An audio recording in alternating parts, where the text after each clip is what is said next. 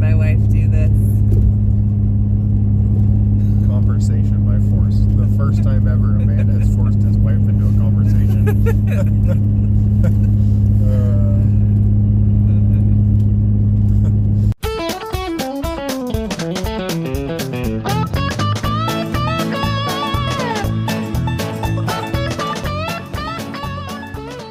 Hey everybody. So for this week, I had originally had some repairs on the truck that I had recorded, and after putting them in the editing software and going through them, I realized that well, two things. One, I need to learn how to use a camera, and two, I need to learn how to relay information to you guys in a little bit more of an entertaining fashion. So I think I'm going to make you guys a vow right now that this year, the year of 2023, I'm going to work on those two things for this channel, so that when we have technical information in the future, you guys don't get bored out of your mind. So to make up for that, I decided that I wanted to talk about something that I've been noticing quite a bit, well, mostly on social media, but also just kind of in my own personal life. And I think it's something that really strikes a chord because it's something that I struggle with at times. And that's the idea of paralysis by analysis. So on social media, I see a lot of the time, or I see a lot of people asking questions that are very basic questions. And if you read through all the comments, it gets to the point where you realize they're just kind of scared to take on a project or scared to take on whatever it is they're asking about. And I think they feel like if they ask these questions on social media, or if somebody were to come up and ask you in real life, like, how do you do that? You know, they want the information, but really they're just trying to like justify to themselves that this is maybe not the route that they should go because it's too big of an endeavor. Everything that we take on in life can be a big issue. Anything that we encounter in life has its own set of problems that we have to try to overcome. And it's too easy to kind of sit back on our laurels a little bit and not take them on because we don't know where to start, or we don't know what the next steps always are. So in my personal opinion, and the way I've kind of lived my life, and it's had its own set of challenges, but I tend to just rush in bullheaded and do things maybe not always in the smartest manner. So there is a little bit of like a give and take there, you know, where I feel like I'm on one end of the spectrum where I jump into whatever, and there's, you know, another demographic of people that don't ever do anything because they're scared. So I'd definitely be interested on what your guys' opinions are.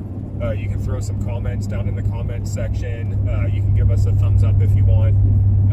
Any of that would be cool. I do want to ask Tara what her opinion is, because she tends to be on the other end of the spectrum as me. She loves research. She loves to know every aspect about what's going on anytime we take something on. And so we do tend to butt heads sometimes in that sense, and eventually come to a conclusion. Whether it's right, wrong, or indifferent, we usually come to some type of conclusion. So what's your opinion on that? Like, how has that affected you, or how has that benefited you doing it the way you do it? I feel like for me, because I want to feel secure in whatever my decision is or whatever path I'm going to take, so looking at it from all sides and angles sometimes can kind of lead down the road of, like how you say, paralysis by analysis, where I'm hesitant to get started. But when I do, I feel really confident in what the end result is going to be and the decision that I've made. I can have a really bad case of buyer's remorse when I make large decisions, and so I think that that's my coping mechanism. Hey. But I would I guess like to argue the point that I don't think we butt heads on it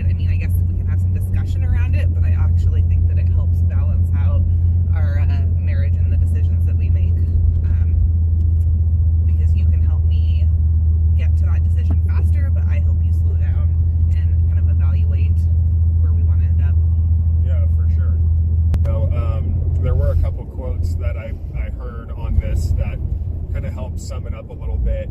Both of them are by a gentleman named Curtis Tyrone Jones. He's an author, and he does a lot of self-help stuff. So I'm actually going to have Tara read these for us because I can't read and drive at the same time. So, all right, so the first one is: people often miss out on their own human genius because they are trying to be more perfect than the gods. yeah. What does that say to you, just as an outside, not really thinking too much about it yet?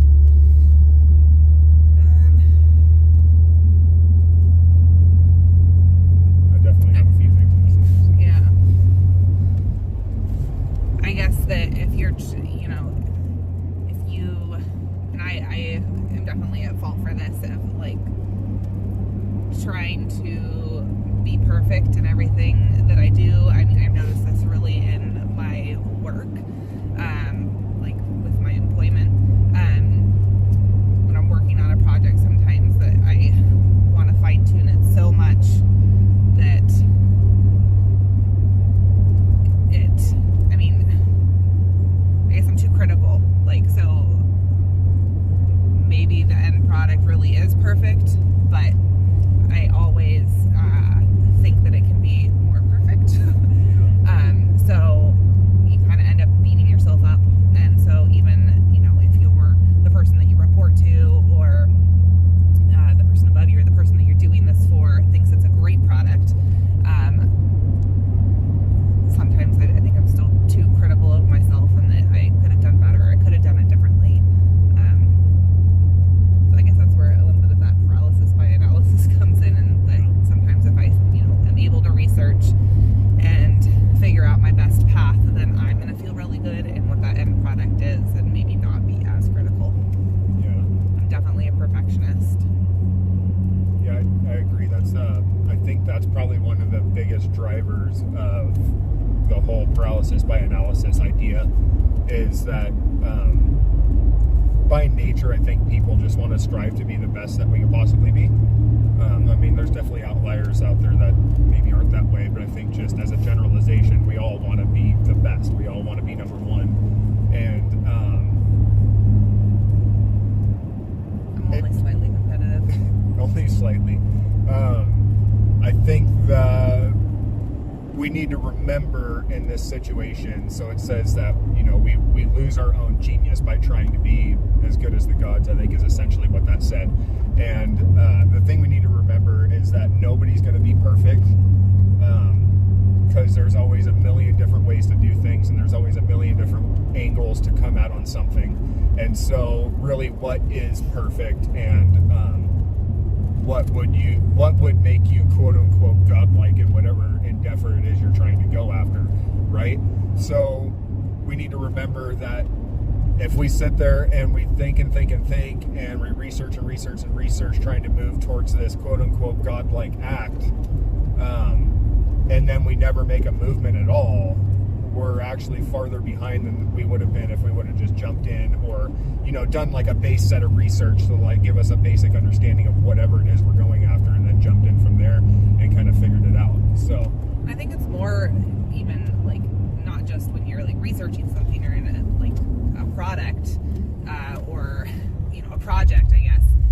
I think it's also kind of, for me, touches on if you spend so much of your life trying to be this perfect human. So whether that's in,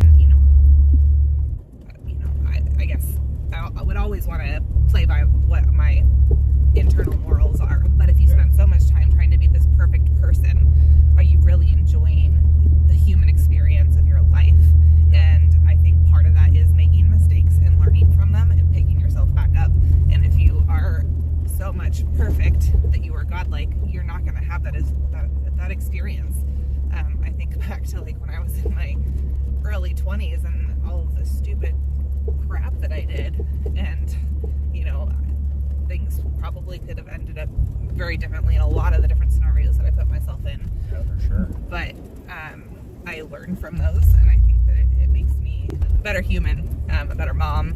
I hope that I'm able to be there for my son in a different way when he hits maybe some of the same struggles or same experiences in his life. And I don't put the pressure on him that he has to be this perfect person. So I think we've come to the conclusion that some research is key, but not too much to where you don't make any movements, and you got to not be scared to take that first step, even if that first step is not perfect. Is that what we came to? Yeah, I think so. Yeah. Cool. Well, I think that was a pretty interesting conversation, and I'm glad that I got to have it with you, because it gives me some insight on how you go about things, and gives me some stuff to think about as well. Do you have any final words to say? I'm going to share an example, I guess, within that we've encountered in our marriage that we're kind of two opposites here. So Tom likes to forge forward head first without a plan. I'm a planner. And we've had some home projects, specifically it was putting up our pool.